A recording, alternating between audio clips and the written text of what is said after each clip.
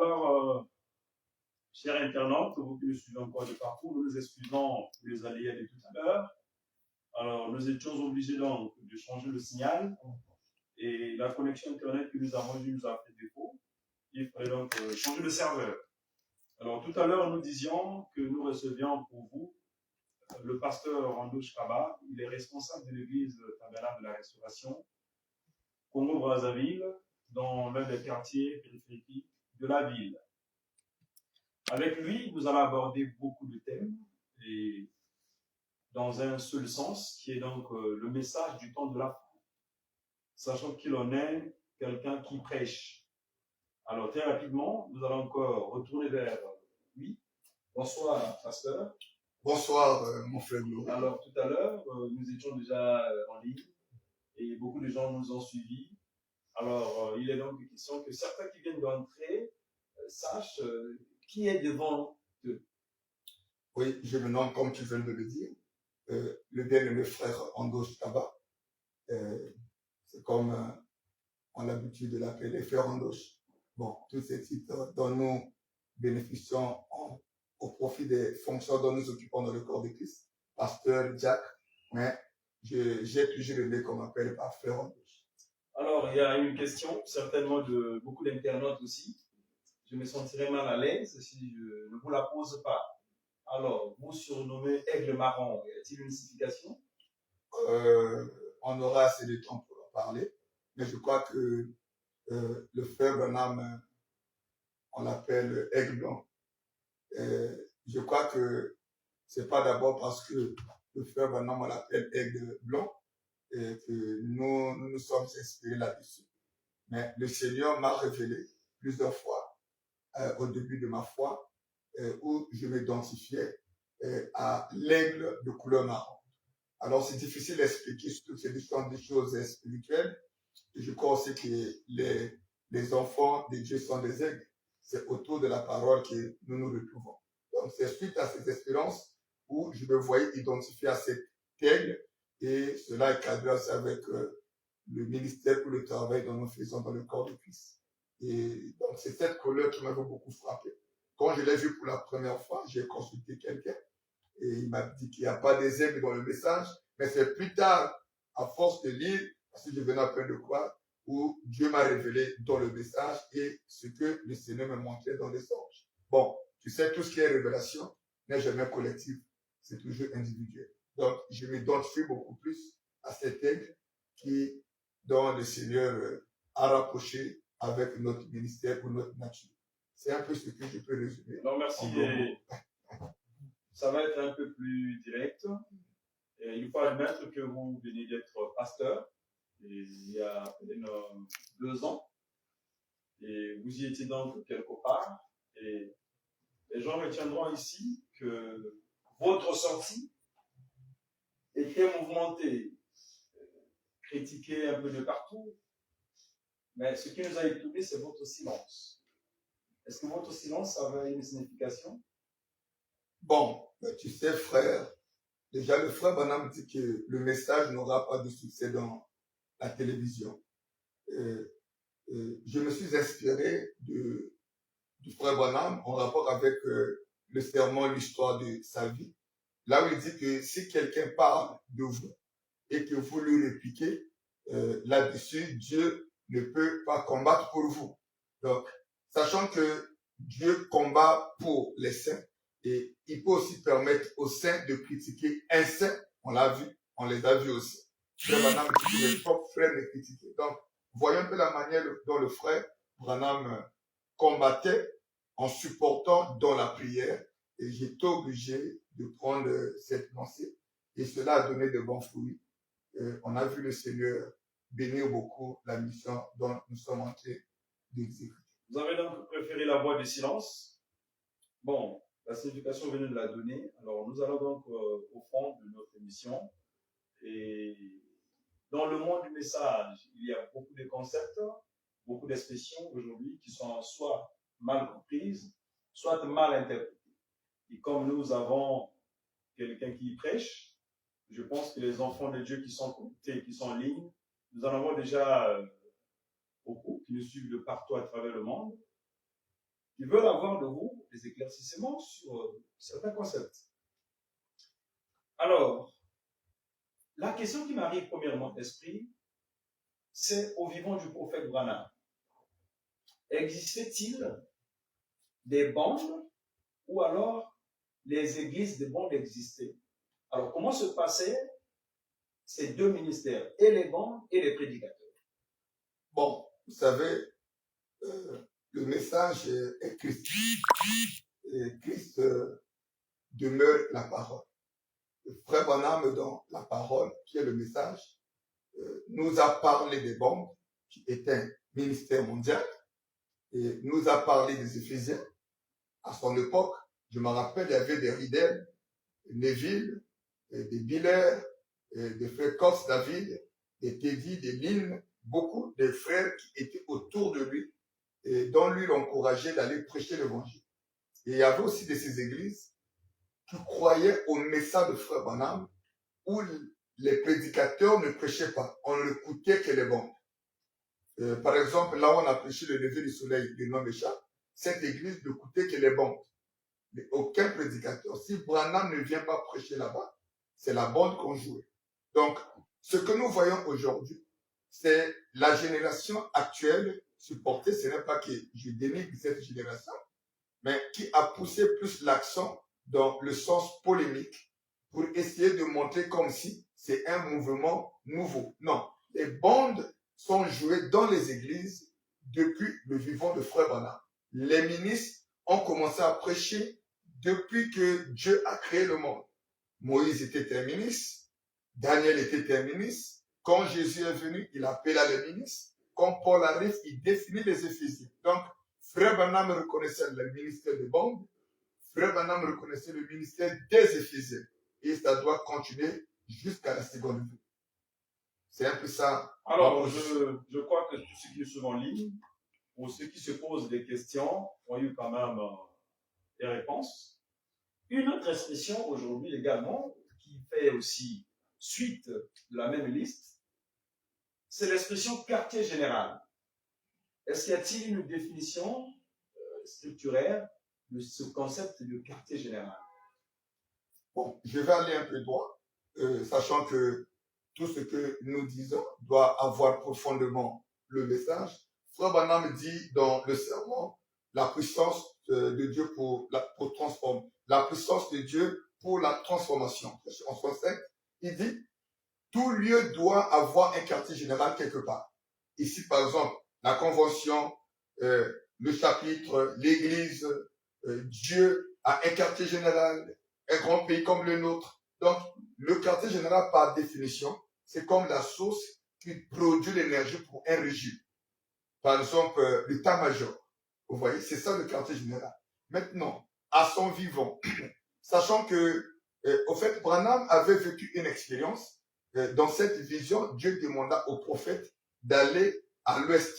C'était pour un but que nous connaissons aujourd'hui, pour recevoir cette grande révélation, le message de l'Esso. Maintenant, avant que Branham ne parte, ne sachant ce qui devait lui arriver, dans cette inquiétude, et du fait qu'aussi les bandes, les prédications, et tout était traduit, prêché au Branham Tabernacle.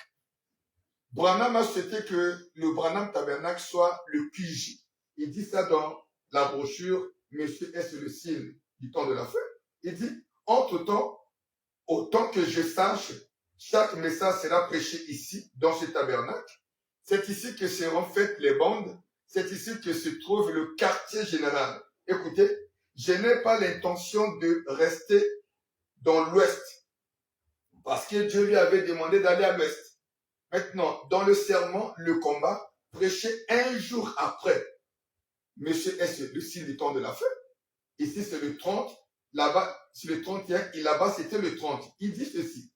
Le tabernacle ici a un des plus grands pasteurs. Donc, Branham, sachant qu'il partait, il voulait attirer d'abord l'attention du Branham Tabernacle sur les villes.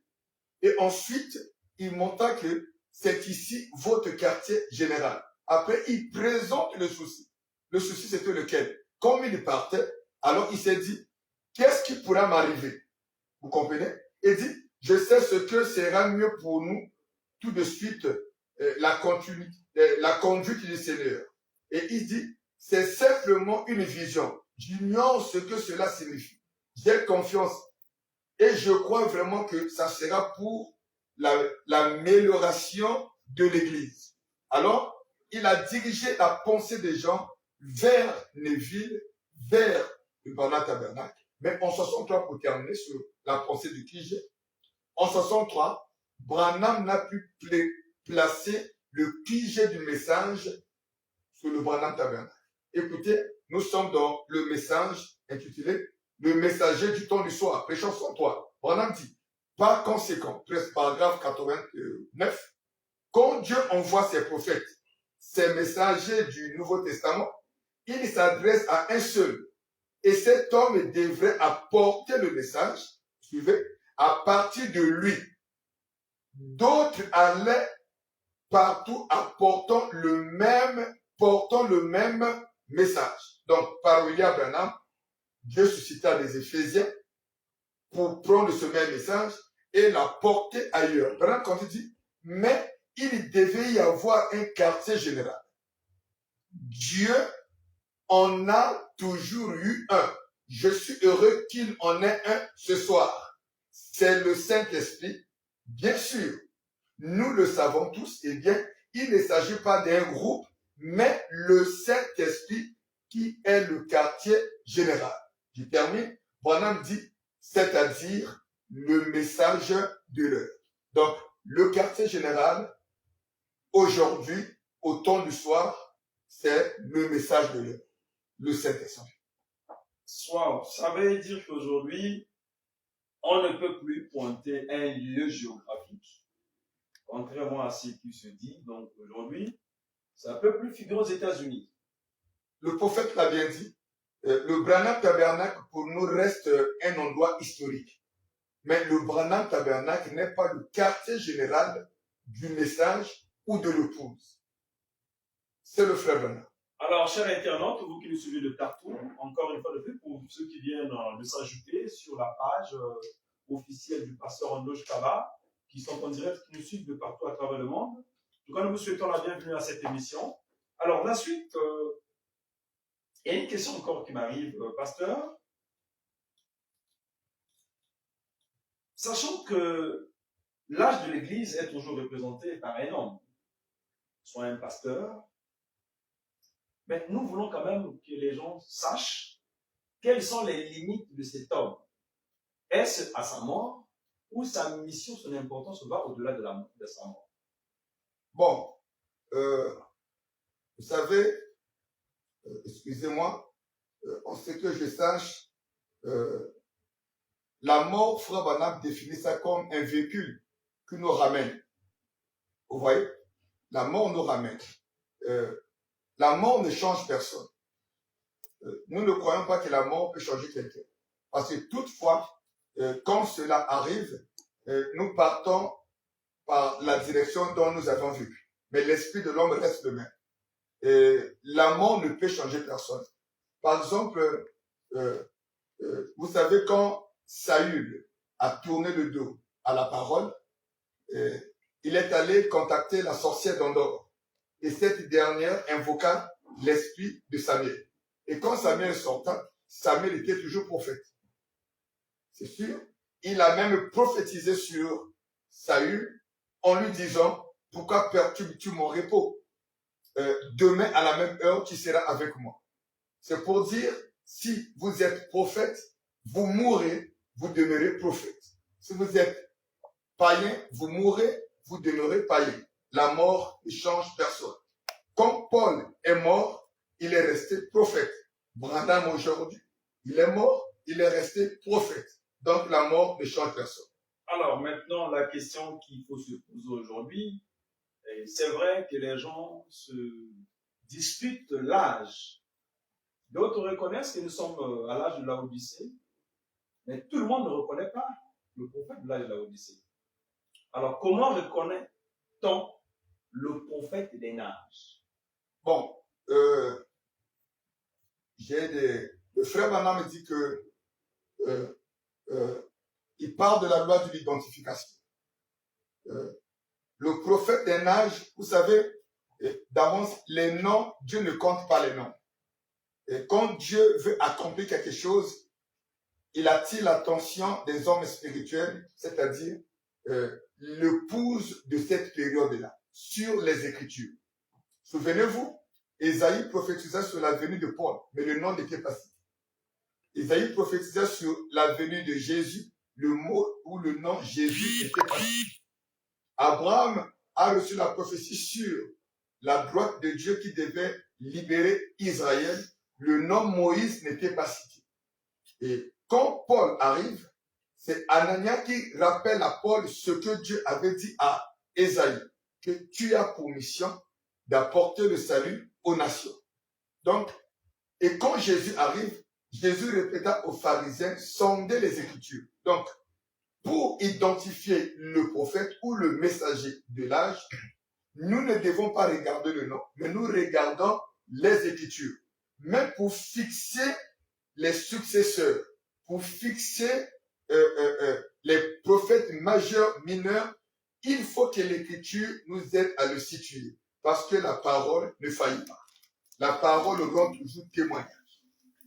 La parole rend toujours témoignage, sont les mots de l'homme de Dieu sur cette question qui aujourd'hui est dans toutes les bouches, dans toutes les réflexions sur l'identification d'un vrai prophète de l'âge où nous vivons.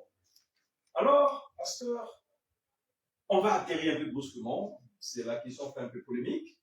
C'est vrai, et vous allez nous la permettre, parce que de vous la poser.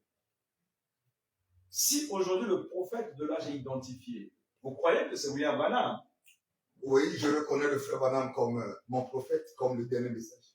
Alors maintenant, directement, brusquement, je vous pose cette question.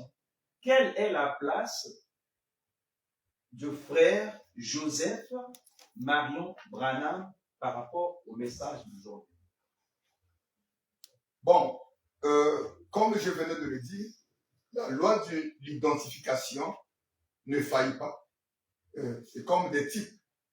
Maintenant, si Frère Branham a prêché un message ou le message intitulé l'identification, c'était pour montrer que un chrétien doit s'identifier à la parole. Et toute parole prononcée doit avoir pour fondement les Écritures. Et toute question scripturelle, la réponse doit être scripturaire.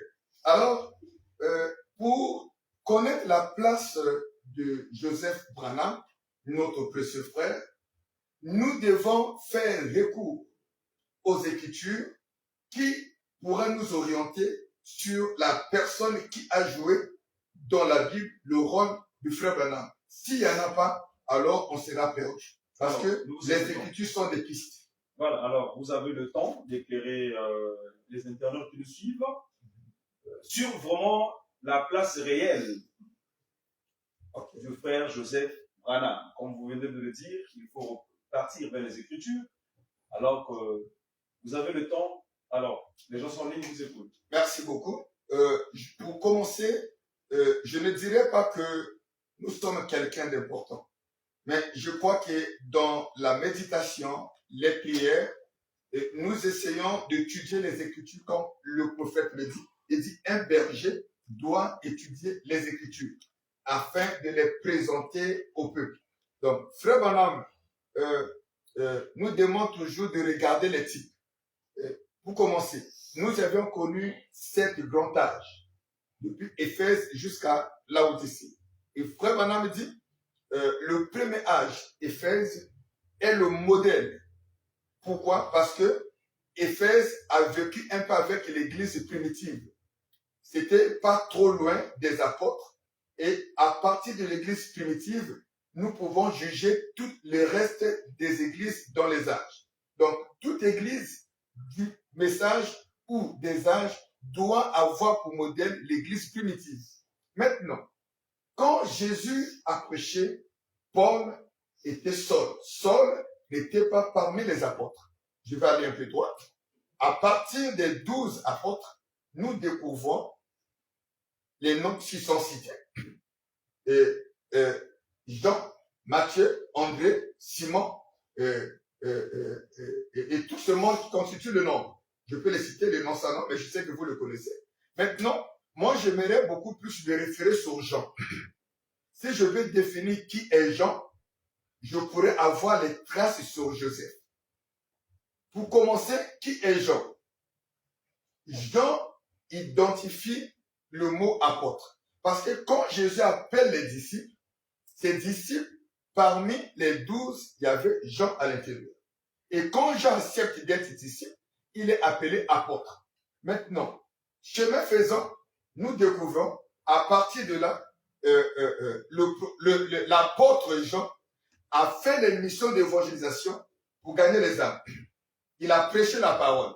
Alors, si Jean a prêché la parole, si Jean est allé gagner les âmes dans l'âge apostolique ou des missionnaires au temps de Jésus, cela prouve que Jean était un Éphésiens 4:11. Parce que quand Paul arrive, c'est Paul, prophète, qui identifie le groupe que Jésus appelait les apôtres aux disciples en disant, parmi eux, tous ne sont pas apôtres. Il y a évangéliste, excusez, pasteur, prophète, apôtre ou missionnaire. Les 5 constituent les Éphésiens 4:11. Et nous trouvons à l'intérieur Jean. Donc, Jean qui est disciple, missionnaire, apôtre, nous le plaçons comme étant Éphésien. Est-ce que vous suivez? Oui, je suis. Les gens suivent. Et dans les 2 grandes commissions que Jésus a données dans le Nouveau Testament, le premier c'était Matthieu 10. Nous voyons dans Matthieu 10, Jean est allé gagner les âmes. La dernière commission qui était Marc 16, là Judas n'était plus. Nous voyons dans Marc 16, Jean faisait partie. Donc je conclus que le disciple de Jésus, l'apôtre Jean, était un Éphésiens 4:11. Est-ce que vous comprenez? Pourquoi? C'est pas moi qui le dis, mais c'est la parole qui l'affirme. Maintenant, j'essaie d'avancer, sachant que ma question est de situer le frère Joseph Branham. Pourquoi je parle de Jean? Parce que vous verrez que Jean à Éphèse a joué un grand rôle. Parce que Éphèse est l'unique âge qui s'identifie à l'âge de la Odyssée. Dans le sens où tous ces 2 âges, leurs prophètes sont morts avant la fin de l'âge. Et c'est là où nous venons de dire, la mort n'annule pas l'âge parce que il est prophète de cet âge. Qu'il meurt avant, qu'il meurt après, il reste prophète. Est-ce que vous suivez? Donc si Jean est appelé de Jésus, Paul définit Jean comme Éphésien. Alors, apôtre, c'est un nom global qui signifie missionnaire. Donc, je vais évoluer. Je viens de vous montrer que Jean est classé dans la catégorie des Éphésiens, avec un ministère prophétique. Je confirme cela. Écoutez, chemin faisant, nous découvrons que plus les choses évoluaient, Paul devait quitter la scène parce que autour de l'an 66 après Jésus-Christ, Paul rend l'âme après qu'il a dirigé l'église d'Éphèse pendant 22 ans. Et à sa mort, nous voyons, comme la parole dit, il y a toujours une relève. Il y a toujours quelqu'un qui rentre. Il y a toujours quelqu'un qui fait la continuité. Et nous repérons le prophète ou le frère Jean comme un pasteur de l'église d'Éphèse. C'est pas moi qui le dis. Frère Branham le confirme dans l'âge de l'église d'Éphèse. Il dit ceci. Après la mort de Paul, il nous est rapporté que le saint divin Jean était le pasteur de l'église d'Éphèse. Est-ce que vous suivez? Il a continué jusqu'à la fin de l'âge à l'an 70, à l'an 170. Donc, Paul était déjà mort. À partir de cette écriture, je vais pas ajouter la deuxième dans la vision de Patmos, prêchée en 60, le soir, paragraphe 84, il dit, on le mit sur cette île pendant 2 ans. Jean était à l'île de Patmos. Et pendant que Dieu l'avait isolé là-bas, il écrivit quoi? Apocalypse. Le livre d'Apocalypse, au fur et à mesure que l'ange du Seigneur le lui révélait. Est-ce que vous savez? Qu'il finit, il est revint au pays et assuma la charge pastorale de l'église d'Éphèse. Donc, on vient d'avoir 2 fonctions sur le frère Jean. Jean est Éphésiens 4:11. C'est Dieu qui appelle les hommes avec un ministère prophétique que nous allons confirmer. Jean était à la fois pasteur d'une église laissée par le prophète majeur, qui est Paul. Donc, quand Paul meurt, il laisse l'église avec Jean. Jean est à la fois éphésien, Jean est à la fois pasteur d'une église. Maintenant, le frère Branham dit, le même Jean était messager après la mort de Paul. Parce que l'église ne peut pas rester sans prophète. Ça ne veut pas dire que dans l'âge de Éphèse, il y a eu 2 prophètes. Non. Il n'y avait qu'un seul prophète. Nous allons confirmer ça par le frère Branham. Branham dit, prenez par exemple l'âge de l'église d'Éphèse, au paragraphe 67. Frère Branham dit, Jean est le messager de cette période. Donc après la mort de Paul. Jean est le messager de cette période. Donc exposé, toujours, exposé des âges sur l'âge de l'église d'Éphèse au paragraphe 76. Écoutez, je résume. Au moment où la révélation de l'Apocalypse a été donnée, d'après la tradition, Paul était déjà mort en martyr. Est-ce que vous suivez? Mais Jean poursuivit l'œuvre à la place exactement comme Paul l'avait. Est-ce que vous suivez? Le porte de son ministère, l'avait fait le porte de son ministère. Donc, Jean, à partir de ce 3e point, devient prophète. Je conclus en disant, avant de développer la seconde pensée, Jean est Éphésiens 4:11, Jésus l'avait appelé. Après qu'il a reçu de Paul l'ordination de rester avec l'église d'Éphèse, Jean était pasteur du tabernacle de Paul à Éphèse. Jean également était qui? Le prophète de cette période où Paul était déjà enterré. Est-ce que vous suivez? Mon frère Glory, je vous suis. Alors, s'il faut comprendre, il est resté le messager de cette période. Alors, est-ce qu'il avait un autre message? Ou lui faisait d'abord la continuité du même message qui lui a été laissé? Parce qu'il n'était pas le messager de l'âge, selon vos propos. Bon, vous savez, dans un âge, Dieu n'envoie pas 2 messagers pour qu'il n'y ait pas 2 messages. Parce que le messager et son message sont un. Maintenant, souvenons-nous d'abord d'Apocalypse 2, verset 1. Qu'est-ce qui est écrit là-bas? C'est Jean qui écrit le livre. Vous savez que le livre d'Apocalypse est l'unique livre que Jésus lui-même a écrit au travers de Jean. C'est pas Jean qui a écrit. Jean était juste l'écrivain, mais c'est Jésus qui a interprété la Bible, l'Apocalypse. Donc c'est Jésus qui a écrit cette Bible. On nous dit là-bas, voici ce que dit celui qui tient les 7 étoiles dans sa main droite. Est-ce que vous comprenez? Celui qui marche au milieu des 7 chandeliers d'or. Automatiquement, nous éliminons Capo Philippe. Parce que Dieu dans sa main n'avait pas 8 étoiles. Il n'avait que 7 étoiles. Alors, les 7 étoiles, Branham nous définit que ce sont les 7 messagers de chaque âge. Est-ce que vous suivez? Maintenant, tu me poses la question de savoir, est-ce que Paul, plutôt Jean, avait un message ou encore il a prêché quel message? Frère Branham me dit, écoutez, dans l'âge de l'église de Smyrne, au paragraphe 6, Frère Branham répond à cette question. Parce que l'évangile, c'est la lumière. La lumière, c'est le message. Branham dit, chaque église avait une étoile qui était dans la main de Dieu et qui représentait le messager de cet âge de l'église. Au mieux de ma connaissance, le messager de l'âge de l'église d'Éphèse, c'était Paul. En effet, la Bible ne cite pas le nom. C'est la loi de l'identification. C'est les Écritures qui définissent le nom, qui définissent la vie accomplie par le prophète. Parce que par définition, Frère Branham me dit, un prophète, c'est l'interprétation divine de l'Écriture. Il est l'interprète divin des Écritures qui sont en rapport avec sa vie. Est-ce que vous suivez? Donc, comme Branham reconnaît Paul en tant que messager d'Éphèse, il continue. En effet, c'est lui qui a fondé l'église d'Éphèse.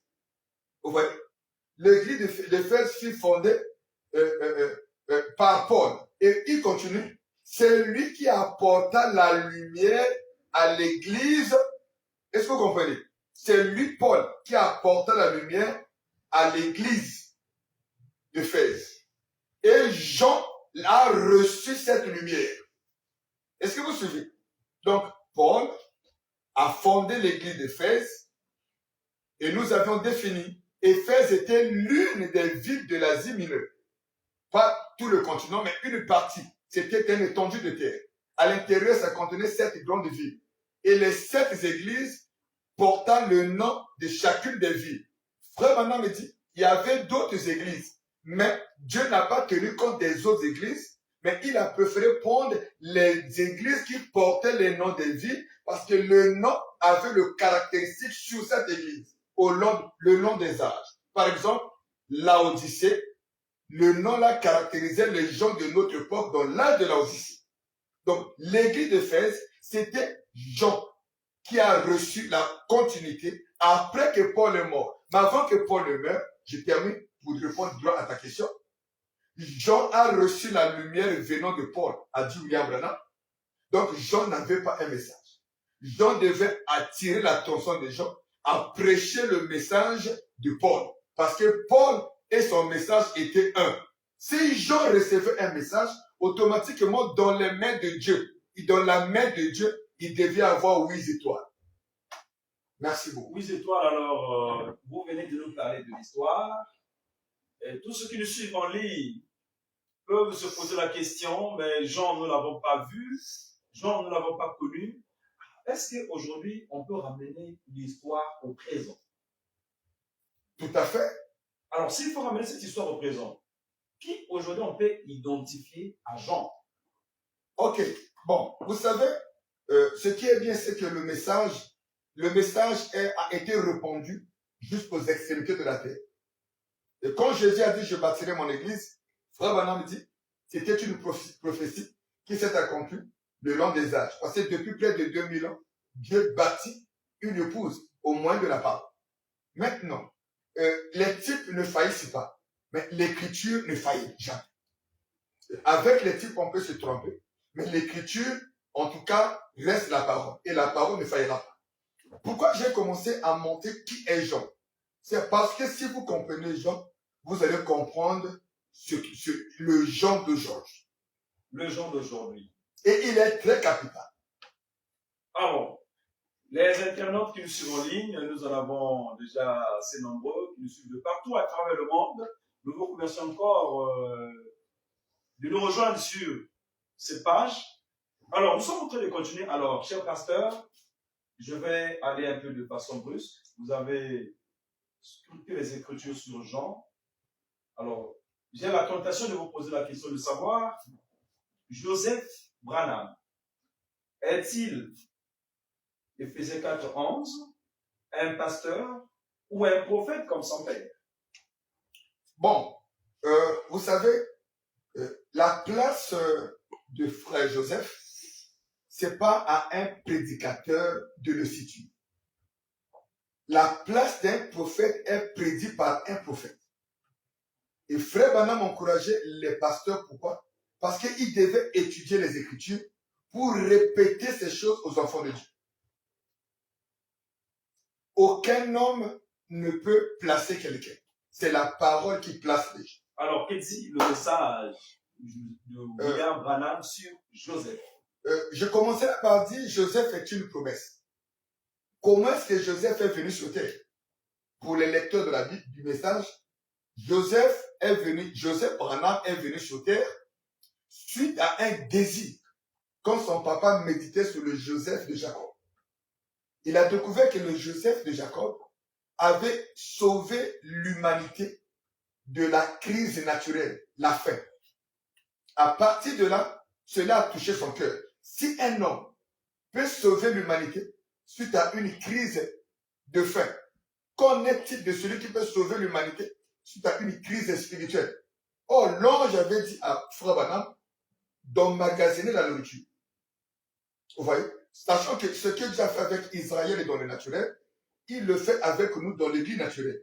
Frère Branham me dit, écoutez, dans la bande L'Arche, un type de Christ, Péchant 57, j'ai dit, donc les gens critiquaient le frère Branham parce qu'il venait d'avoir une fille au lieu d'avoir un garçon, parce qu'il avait prédit la vie de Joseph. Branham dit, le Seigneur m'a révélé dans mon cœur que j'allais avoir un fils qui répondra au nom de Joseph. Et il continue, je ne sais pas comment, quand ou quoi, mais ça va arriver. Et il continue, j'aurais peut-être 6 filles avant d'avoir ce garçon, mais il sera là. Donc, frère Branham, chemin faisant, avait dans son cœur une ferme conviction de la venue de Joseph. Alors, si vous croyez le prophète, il faut voir les mots qui sortent du prophète. Il faut peser ces mots pour connaître l'importance de ce que le frère Branham avait sur Joseph. Donc, ce n'est pas un tape-boy, ce n'est pas un Éphésien qui doit mettre Joseph à sa place. Celui qui met Joseph à sa place, c'est sans les Écritures. Parce que le frère Branham a dit ce message est l'un des messages les plus simples qui n'a pas besoin d'être expliqué. Parce que cela a été interprété. Dieu a été plus clair le long des âges que dans l'âge où nous vivons. Est-ce que vous comprenez? Et frère Branham, regardez, à la consécration de Joseph, dans le sermon, les esprits séducteurs, frère Branham me dit, tu m'as promis cet enfant. Je sais que ta question est un peu simple, mais nous voulons, quand nous arrivons aux choses d'aujourd'hui, on doit prendre l'importance de ces choses. Parce qu'on ne doit pas parler de ça comme si on voulait vite aller quelque part. Parce que c'est ça qui est en actualité. Si vous reconnaissez votre Joseph, vous êtes béni. Tous ceux qui ont reconnu Joseph étaient bénis. Frère Branham me dit, tu m'as promis Joseph Père. Puisse tes bénédictions reposent sur lui. Joseph, mon garçon, je te donne à Dieu. Et puisse ta vie être une bénédiction. Vous comprenez? Puisses-tu être prophète, Joseph. C'est pas une sueur. Parce que là-bas, il avait dit que dans son cœur, Dieu l'avait révélé. Donc ça, c'est juste un langage d'un prophète. Il n'est pas en train de souhaiter que Joseph soit prophète. En fait, depuis, avant que Joseph ne vienne, frère Branham savait que Joseph était un prophète. Parce que le prophète a la capacité de voir le passé, de voir le futur et de ramener le temps au présent. S'il y a un temps où le prophète ne conjugue pas, c'est l'imparfait. Le prophète prend seulement 3 temps. Le présent, vous voyez, ou bien le passé, le présent, le futur. Et il ramène le présent. C'est ça aussi, Hébreux 13:8. Donc, frère Branham savait que Joseph est prophète. Maintenant, comme tout père, il avait un côté humain. Quand la prophétie semblait prendre du temps, il commença à penser que c'est Billy qui va prêcher. Il a même eu à parler de Rebecca qui va prêcher. Mais en réalité, tout tombe à ce côté humain. Maintenant, 4 ans plus tard, après la consécration de Joseph, 4 ans plus tard, dans le sermon dès ce moment en 60, frère Branham me dit, écoutez, j'ai eu le privilège, il y a quelques instants, de parler à ma femme et à mon fils Joseph, le petit garçon à qui, je pense, Dieu accordera de prendre ma place quand j'aurai quitté cette vie. Est-ce que vous suivez? Le même prophète comprenait que si Dieu tardait, s'il quittait, Branham prendrait sa place. Joseph prendrait sa place. Il a dit ça à qui? À sa femme. Est-ce que vous comprenez? Il a dit ça à qui? À Joseph lui-même. Donc, chérie, si je pars, Joseph que tu vois là, prendra ma place. Donc, ça, ce sont les écritures d'aujourd'hui qui sont en train de placer quelqu'un aujourd'hui. Est-ce que vous suivez très bien? Oui, nous sommes avec vous, pasteur, surtout ceux qui sont avec nous en direct, vous nous suivez de partout. C'est un privilège et un honneur d'être en face de l'homme de Dieu ce soir pour répondre à ces multiples questions. Alors, nous sommes aujourd'hui sur la place de Joseph Branham par rapport au message et par rapport à ce que disent les Écritures. Alors, il venait de dire que le prophète William Branham, c'était d'abord un souhait, mais comme c'était un prophète, il avait compris que cet enfant prendrait sa place, comme il a dit à son épouse. Mais aujourd'hui, il y a beaucoup de choses qui se disent et qui se font autour de Joseph Branham. D'autres ont même remplacé William Branham par Joseph. D'autres aujourd'hui l'adorent. Mais alors, dans votre suite, quelle est sa véritable place par rapport aux Écritures? Alors, je consume ma pensée. Je venais de dire que ce n'est pas l'homme qui place un homme, mais c'est la parole qui place un homme. C'est la loi de Dieu. Alors, souvenez-vous, Frère Branham me dit, le modèle de tout messager, le modèle de tout homme de Dieu, c'est Paul. Alors, en suivant la chronologie et la manière dont Dieu a travaillé avec Paul, la manière dont Dieu a placé Jean, notre âge de Laodicée est le second âge après Éphèse qui a reçu un prophète. Parce que Éphèse a reçu un prophète, Smyrne, Pergame et Thyatire jusqu'à Philadelphie. Le reste des anges n'ont reçu que des réformateurs. Donc, Laodicée est l'âge qui reflète Éphèse sur certains nombres, c'est-à-dire le prophète et un successeur. Donc, quand Branham montait de partie, Branham a prédit sur Joseph qui devait prendre sa place. Quand Paul entre de partie, Branham nous dit, Paul a pris la lumière qui est la parole, il est allé donner à qui? À Jean. Jean a pris la continuité. Donc, Joseph joue le même rôle que Jean. Maintenant, qui a appelé Joseph? Ce n'est pas Branham. Joseph est appelé par Christ en tant que ministre de l'Évangile. En tant que qui d'abord? Un Éphésiens 4:11. Parce que quand Dieu appelle, écoutez, frère Joseph Branham a joué les mêmes fonctions ou rôles que le prophète Jean. Quand Paul quitte la scène, Jean est d'abord appelé par Dieu à prêcher l'évangile. C'est là où Branham nous dit, Joseph prêchera ce message. Il prêche en tant que qui? Prédicateur, ministre. Maintenant, la fonction dans sa prédication, il est prophète. Mais en dehors d'être prophète, Joseph a occupé le rang du pastorat, la fonction. Comme Jean l'a occupé dans l'église d'Éphèse. Donc, Jean est resté avec le tabernacle de Paul. Joseph est resté avec le tabernacle de Branham. Jean est resté avec le message de Paul. Joseph est resté avec le message de William Branham. Emmagasiné, distribué. Jean était pasteur dans Éphèse. Joseph est pasteur au Branham tabernacle. Dieu fait son vie. Donc, le frère Joseph est bien le prophète messager dans cette période. Il incarne la fonction d'Éphésiens 4:11, c'est Dieu qui l'appelle, et Branham dit qu'il doit prêcher. Il incarne en lui la fonction du prophète dans son ministère, c'est là où il écrit les lettres. Jean écrivait les lettres à l'église d'Éphèse. Il y a un homme qu'on n'a pas cité, que nous allons toucher. Vous voyez? Donc, Joseph reflète carrément le prophète Jean, qui est messager après la mort de Paul, avant la fin de son âge. Branham dit, si un incrédule vous dit que frère Branham est mort, ne le croyez pas. Parce que les prophètes ne meurent pas. Saül est revenu à la vie après que la sorcière d'Endor a ramené son esprit. Écoutez, si Jésus n'était pas encore mort et que l'époque présente était avant Jésus, on pouvait ramener l'esprit de William Branham sur terre. Parce que ces deux compartiments, l'abîme et le paradis, étaient encore ensemble, séparés par une atmosphère. C'est pour cela que le sang animal ne pouvait compatir avec la vie humaine. C'est là où on pouvait manipuler la vie, la paix des gens qui sont dans le paradis par les magiciens. Mais quand Jésus est venu à sa résurrection, cela fut séparé. On ne peut plus invoquer un saint pour sortir. C'est là où le frère Branham a dévoilé ses mystères. Donc, la mort ne nuit pas un prophète. Le frère Joseph Branham est comme Jean. Il est resté. L'église est restée avec le frère Joseph.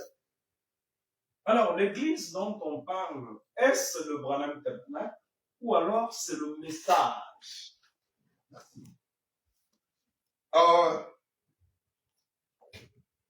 Frère Branham me dit qu'il devait rester avec ce message. Vous êtes avec moi? Il dit qu'il devait rester avec ce message. Il devait prêcher ce message. Il devait faire la continuité de mon ministère. Il a reçu une double portion suite à la prière du prophète. Alors, écoutez, Jean étant pasteur de l'église d'Éphèse, à la fois messager après la mort de Paul, le Saint-Esprit a pourtant fait de Timothée un évêque. Mais je ne vais pas arriver là.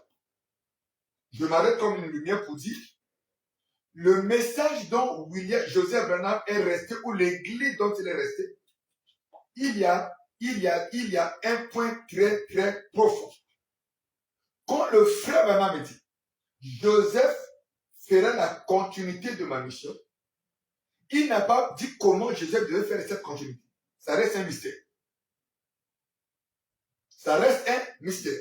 Maintenant, quand Joseph arrive, Joseph rencontre les ministres qui sont dans les églises. Il rencontre les diacres qui sont dans l'église, qui sont même nés avant lui. Vous voyez? C'est là où ça demande l'œil du prophète.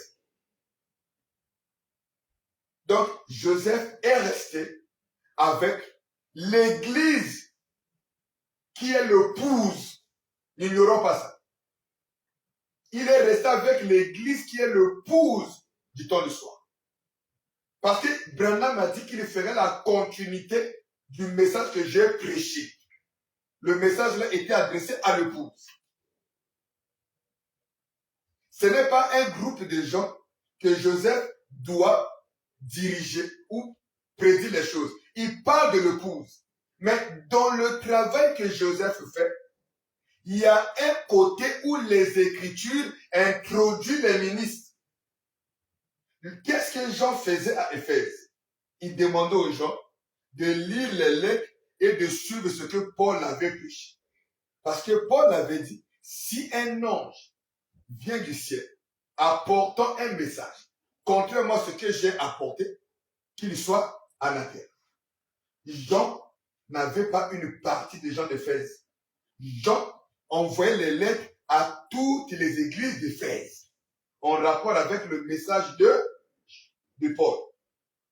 Alors, pour ceux qui nous suivent encore une fois de plus, merci, je crois que nous sommes en train d'acheminer petit à petit vers la fin de cette émission, mais nous sommes encore ici avec l'homme de Dieu.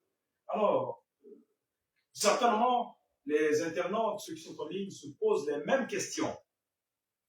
Doit-on aujourd'hui se conformer à la logique de n'écouter que la bande choisie par Joseph Branham et ses lettres? Vous savez, je venais de vous dire que Jean était resté avec l'église d'Éphèse. Les églises qui étaient en Éphèse, il y avait 7 grandes églises. Toutes ces 7 grandes églises, le fondateur c'était Paul. Mais Jean était pasteur à Éphèse. La même ville d'Éphèse avait d'autres églises et des évêques. Mais nous ne nous précipitons pas. Mais je réponds d'abord à ta question. Est-ce que nous devons tous jouer la bande ou la même bande pendant que le frère Joseph a mis la bande parce qu'il fait la continuité du ministère du prophète Branham? Je venais de vous dire, l'épouse est sous la parole de Paul. Paul a dit, si un ange venait vous donner un message contrairement à ce que je vous ai enseigné, qu'il soit anathème. Est-ce que le frère Branham, le frère Joseph Branham, a apporté un message contraire à William Branham, contraire à Paul pour qu'il soit anathème? Non. Mais Joseph Branham est pasteur d'une église. Dans sa fonction du pasteur, cela lui donne accès à une doctrine, une vision. Est-ce que vous suivez très bien? C'est un virage très sensible. Je vous ai dit que Jean était pasteur. Jean était prophète. Jean était qui encore? Éphésiens 4:11. Dans la fonction du prophète, Joseph demande aux gens de jouer les bandes. Dans la fonction du pasteur, Joseph dit ceux qui suivent, ceux qui me croient en tant que pasteur, jouez les bandes directes que je joue. Mais dans le mondial, dans le système ensemble, Joseph conseille aux gens d'écouter aussi le prophète, que les pasteurs jouent aussi les bandes. Mais ceux qui croient que moi je suis leur pasteur, est-ce que vous comprenez? Il a une vision sur eux. C'est pour cela, bien aimé, si une église est des bandes, il faudrait que Joseph établisse ce pasteur. À moins que dans sa vision ne soit pas comme de celle de son père, celle de Paul. Parce que frère Branham me dit, c'est Paul qui a établi Jean, pasteur à Éphèse. Et les pasteurs qui conduisent les bandes, à moins que, parce que quand ils sont associés à Joseph, ils doivent demander à Joseph, est-ce que j'ai le droit de placer le diacre? Parce qu'une église a un ordre. Ça, c'est les deux ordres. Il faudrait que les églises qui écoutent le programme de frère Joseph, à la lettre, ces églises-là sont brebis de Joseph. C'est Joseph qui répondra pour eux. Maintenant, ces gens-là, s'ils sont pasteurs, il faudrait que Joseph les établisse. Si Joseph ne les établit pas, c'est que dans la vision de frère Joseph, il y a des choses qui disent, moi je crois comme ça.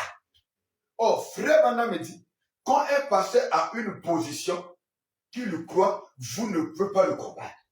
C'est ce qu'il croit, c'est une vision, une doctrine.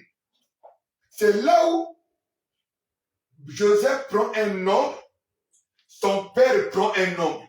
Mais en réalité, son père englobe Joseph à l'intérieur. Pourquoi? Parce que Branham avait déjà dit, un pasteur peut voir comme ceci, l'autre voit comme cela, mais ce qui compte, tous croient que Jésus reviendra. Est-ce que vous comprenez? Alors, je crois que ça a été très clair. Pour ceux qui se sont posé les questions de savoir quelle est la place du prophète et quelle est la vie du pasteur en loge, je ne dirai pas son avis, mais les écritures qu'il a lues sur cette position, je pense qu'ils sont en train d'être éclairées sur le net. Alors, en tout cas, chers internautes, nous vous remercions encore d'être connectés jusqu'à cette heure-ci. Et c'est un honneur et un plaisir de vous avoir ensemble avec nous et avec l'homme de Dieu. Alors, nous allons passer aussi à une autre question. Et quand vous abordez la question de genre, la question des âges, une question nous revient aussi à l'esprit. Quand nous regardons l'âge d'Éphèse, là-bas, il y avait Timothée, qui était l'évêque. Mais encore une surprise, Jean était pasteur. Alors, nous remarquons que ce n'est pas Timothée qui commence à chapeauter l'âge, mais plutôt Jean. Alors, y a-t-il un éclaircissement là-dessus? Ok. Si je sais bien de comprendre ta question, je pouvais la reformuler en disant, pourquoi Timothée, en tant qu'évêque, alors que Jean est messager dans cette période-là, selon le frère Branham? Exactement. Je venais de vous dire, Jean n'était pas seulement messager pour son église. Il était messager après la mort de Paul pour Éphèse. Joseph Branham n'est pas messager seulement pour le Branham Tabernacle. En termes de messager, il est messager dans la période où nous vivons pour l'épouse. Faisons bien nos déclarations. Maintenant, Jean était pasteur de l'église d'Éphèse dans cette période. Mais Timothée était évêque avant Jean. Donc, avant que Jean ne devienne pasteur d'Éphèse, Paul avait déjà oint Timothée comme évêque. Et Timothée prêchait fort. continuait à prêcher. Même quand Paul est mort, Timothée prêchait. Même quand Jean écrivait les lettres, Timothée est son évêque, il prêchait. Jean est son messager. Je vais essayer d'aborder, d'aller un peu droit. Je suis dans ce rangé du côté de Jésus, prêché en 62, un vendredi, paragraphe 48. Suivez attentivement. Nous vous encourageons, il faut que nous continuions à nous suivre. Je crois que c'est vraiment le message. Frère Manon me dit, Paul commençait à sentir le poids de la mort. Et Timothée sentait ça auprès de son père. Dans la brochure se rangeait du côté de Jésus. Écoutez, frère Manon interprète la Bible, dit, Paul dit, je le sais, mais ne brise pas mon cœur maintenant. Laisse-moi terminer ma course. Ça, c'est Paul qui s'adresse à qui? À Timothée. Il continue. Frère dit, il était fatigué. Paul était fatigué. Il était épuisé. Et il s'en allait, laissant son office d'évêque à Timothée. Vous suivez? Je continue. Maintenant, écoutez Branham, nous devons penser aux jeunes gens.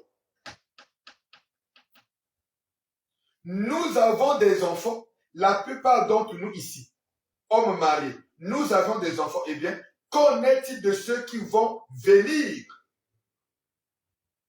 Vous êtes avec moi? Je vous suis. Écoutez, il dit,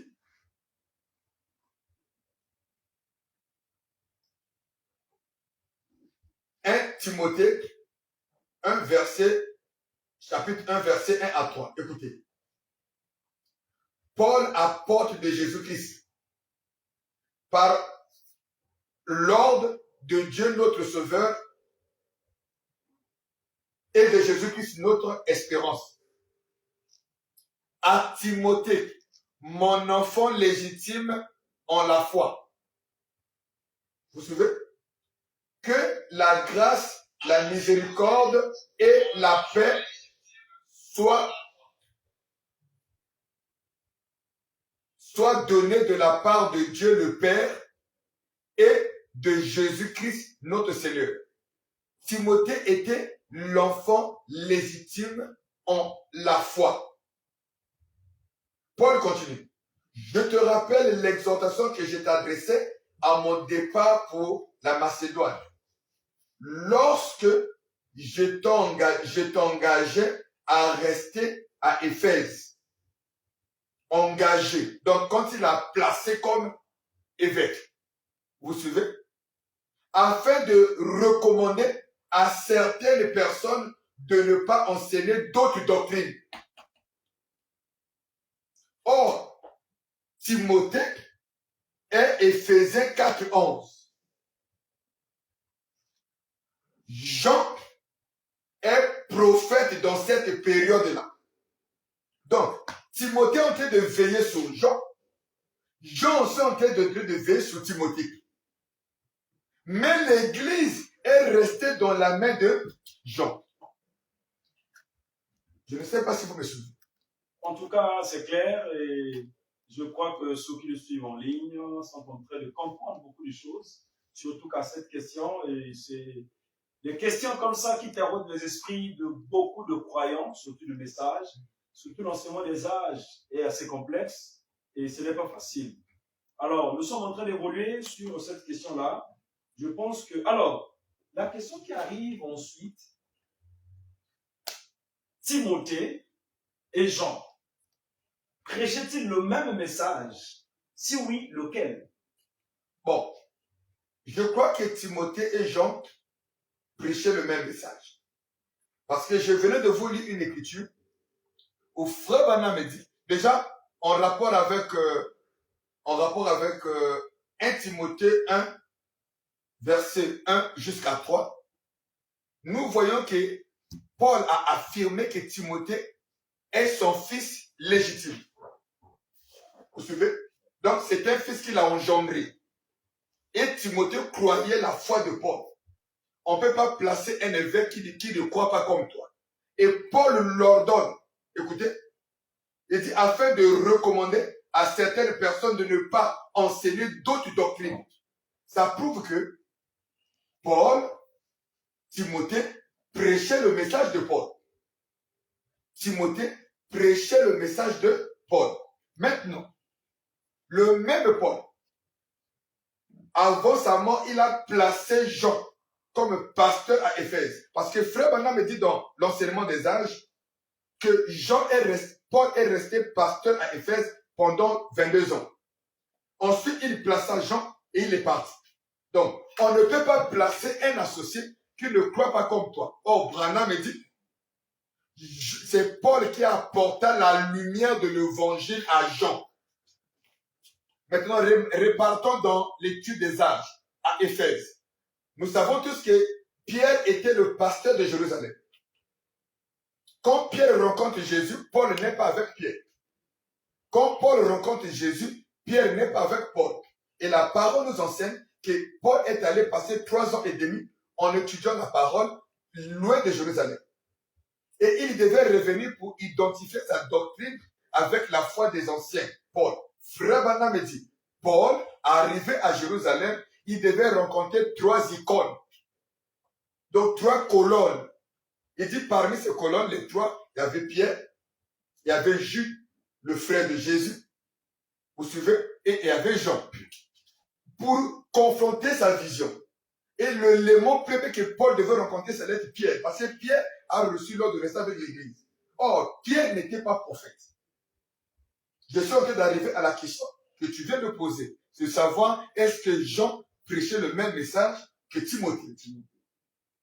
Remarquez, quand Paul arrive avec le message, c'est Paul le prophète. Il dit à Pierre, j'ai reçu de la part de Jésus une révélation. Or, Paul était prophète, mais Pierre n'était pas prophète. Pierre prêchait les choses qu'il lisait. Paul prêchait ce qu'il lisait et ce qu'il recevait de Dieu. Dans Galates 3, Paul a réprimandé Pierre en public. Il dit, toi qui devais être le modèle. Pourquoi? Parce que le prophète, Branham dit, le prophète corrige toujours la parole du jour.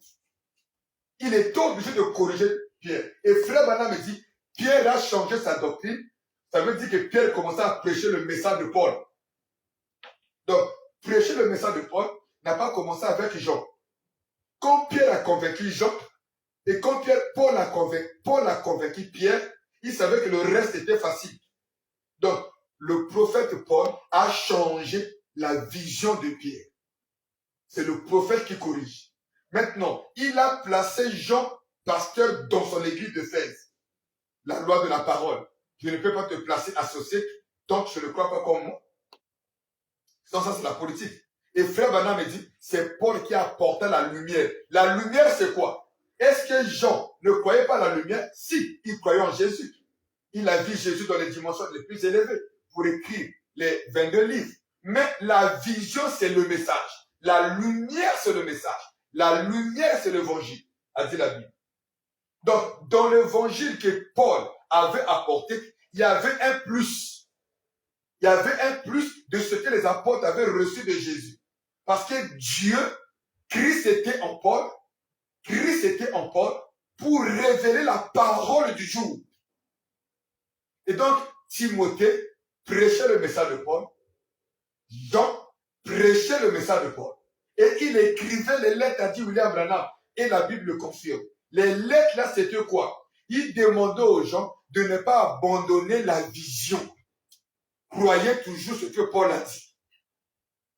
Alors, en tout cas, nous acheminons, comme je vous le dis, et permettez-nous de remercier, nous voyons aussi en ligne, le frère Rolf Ebara, le couple Lassa, toujours en ligne, notre bien-aimé, le frère Hassan, également en ligne, et bien d'autres bien-aimés, et nous pourrons citer tous ici, en tout cas que le Seigneur vous bénisse. Nous sommes encore là avec l'homme de Dieu. Alors, nous sommes pratiquement arrivés vers la fin de notre émission, et nous avons abordé beaucoup de questions sur les âges de l'Église. Est-ce que vous avez une question, avant que je n'arrive aux questions conclusives, vous avez une question que vous attendiez que nous vous posions la question, ou que vous apportez une réponse? Alors, nous vous accordons quand même le temps. J'aimerais juste revenir par une question sur un petit point. C'est que, est-ce qu'aujourd'hui, nous sommes comme Timothée et Jean. Oui, aujourd'hui, nous reflétons carrément l'époque de Timothée et Jean. Timothée prêchait le message pendant que Jean écrivait les lettres de Jean s'appuyaient sur les lettres de Paul. Jean n'a pas prêché, mais il prêchait dans ses lettres. Parce qu'il avait déjà un message qui était l'Apocalypse 1, 2, 3, jusqu'à 22. Mais Timothée prêchait. Est-ce que vous comprenez? Il y avait de quoi Timothée recevait ses lettres, il présentait à son église. C'est comme aujourd'hui, je reçois les lettres de frère Joseph Branham, je peux les présenter à l'église. Mais je dois jouer les bandes, parce que les bandes est un ministère. Je dois prêcher l'évangile, parce que Timothée prêchait. Est-ce que vous comprenez très bien? Donc, Jean ne prêchait pas comme Paul, comme Timothée, mais il prêchait dans ses lettres en appuyant le message de Paul. Le frère Joseph Branham ne prêche pas comme Neville, est-ce que vous vous souvenez bien? Ne prêche pas comme Kuhlman, parce que frère Branham dit que Neville prêche ce message. Il y a des gens qui disent, où avez-vous copié le style que vous prêchez aujourd'hui? Ça vient de Kuhlman, ça vient de X. Moi, je dis non. Lisez la bande, lisez les brochures, lisez la bande. Nous copions le style de frère Branham. Quand frère Branham arrive à la chaire, il lit la parole et ensuite, il commence à parler. Or, les paroles de frère Branham, c'est les paroles de Paul. Paul doit écouter bien frère. Timothée doit écouter bien Paul pour répéter ces paroles-là. Comme Timothée a un don, le don ne copie pas. Et ton élément surnaturel, quand Timothée s'abandonne, Dieu, il y a des choses qu'il va ajouter qui est la parole, mais la vision, c'est la vision de Paul. Comme nous ne copions pas, nous ne pouvons pas répéter la bonne parce que la bonne est un appareil. Même frère Joseph ne peut pas répéter la bonne correctement. Vous ne pouvez pas répéter quelqu'un correctement parce que vous n'avez pas le même niveau des études. Vous allez utiliser le vocabulaire qui est en rapport avec vos faiblesses. Et cela peut déformer déjà le langage, vous comprenez? C'est pour cela, le don doit rentrer en action pour que le don capte la vérité qui est le message en appui avec votre expérience. C'est ça le ministère. C'est ça le ministère. Est-ce que vous comprenez? Donc, je crois qu'on doit jouer les bons. Pourquoi? Parce que dans les brochures, dans les bandes que frère Branham a dit, c'est un ministère, les mots bandes et les gens jouaient à l'époque de frère Branham. Je crois que les Éphésiens doivent prêcher. Pourquoi? Parce qu'au temps de frère Branham, les Éphésiens prêchaient. Au temps du prophète, les Éphésiens prêchaient. Je pense que c'est vraiment une très belle conclusion sur cette partie qui nous amène pratiquement vers la fin. En tout cas, nous saluons aussi notre sœur Nora Kaba qui est en ligne, notre frère Jonel Inko. Je vous vois très nombreux, comment que le Seigneur vous bénisse. Alors, pasteur, nous sommes arrivés pratiquement à la fin de cet entretien qui a été très riche. Alors, nous allons quand même vous poser quelques questions qui vont nous permettre de nous séparer. Aujourd'hui, vous êtes aujourd'hui pasteur. Alors, je tente la question de vous poser, quelle est aujourd'hui un peu votre collaboration avec de nombreux de vos collègues? Comment vous abordez les questions aujourd'hui des âmes? Ok, tu sais, je venais de le dire dans les débuts. Vous savez, un ministère quand il est né quelque part. Nous avons eu un climat de froid avec mon église de naissance. Je n'ai pas connu d'autres églises du message. Et je suis né à la Pierre de Fête. La Pierre de Fête est mon église mère. Mais le climat du froid, c'est parce que beaucoup de choses ont été dites. Bon, on ne pouvait pas tout détailler ici.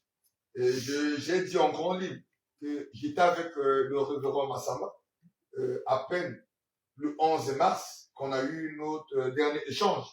Et il connaît ce que j'attends de lui et il sait aussi ce qu'il attend de moi. Et je crois que Ça pourra être une correction pour beaucoup de gens qui nous critiquaient. Ça pourra être un enseignement pour nous qui avons vécu ces moments. Donc, je suis en bon terme avec tous les pasteurs. On ne sera pas là à citer les noms. Je suis en bon terme avec tous ceux dont je connais. Et vous savez, j'ai même été dans plusieurs églises quand nous avons débuté. Je les ai visitées.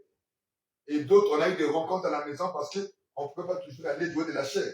Donc, aujourd'hui, je lève ma main dans le nom du Seigneur. Je ne vois pas un pasteur où si je l'embrassais. Frère Branham me dit, vous devez croire quelqu'un sous parole. Je lève ma main dans le nom du Seigneur. Je ne vois pas un pasteur où si je l'embrasse dans mon cœur, ça fera kiak. Non, je ne crois pas. Je ne crois pas. Vraiment, ça, c'est vraiment des bons sentiments. Ça, c'est ce qui doit être l'un des points forts de ceux qui prétendent être pasteurs des églises. En tout cas, nous vous remercions d'avoir été nombreux. Nous ne pouvons pas vous citer tous en ligne ici. Je vois le frère Gilles Sankara et je vois encore un ancien que je ne m'attendais pas. Son slogan, c'est quelqu'un d'amour, que j'étais les noms. Que le Seigneur te bénisse, l'homme de Dieu. Tu sais pourquoi je ne te cite pas ici. Que le Seigneur te bénisse. Alors, nous voici donc arrivés à la fin de cet entretien. Vous avez été nombreux et la suite sera donc au prochain numéro. En tout cas, portez-vous bien et nous vous aimons beaucoup. Merci d'avoir résisté presque 2 heures. Il est 22 heures passées et je vous vois toujours connecté. Alors que le Seigneur vous bénisse. Ciao. Merci.